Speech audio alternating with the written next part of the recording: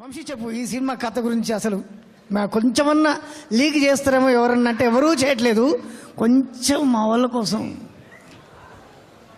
ఇది audio function, కథ గురించి ఎక్కువ చెప్పలేం కానీ ఒకటి చెప్తాను. ఈ సినిమా నాకు చాలా ప్రత్యేకం. ఎందుకంటే మెగా ఫ్యామిలీతో నా మొదటి సినిమా, దిల్ రాజు గారి బ్యానర్లో నా మొదటి సినిమా, వంశీ పైడిపల్లితో నా మొదటి సినిమా. అందుకు ఇది నాకు చాలా ప్రత్యేకమైన సినిమా.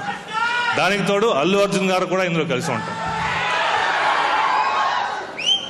చాలాసార్లు రెగ్యులర్ కమర్షియల్ సినిమాలు చూస్తుంటాం.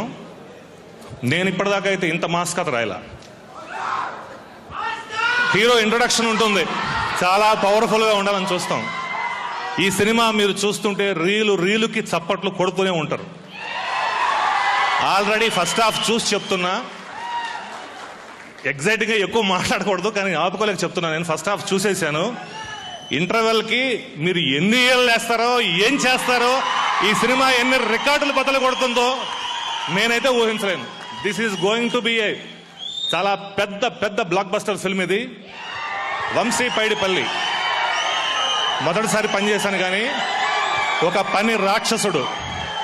మీరందరూ చాలా గర్వంగా చెప్పుకునే డైరెక్టరు ఈ సినిమాతో.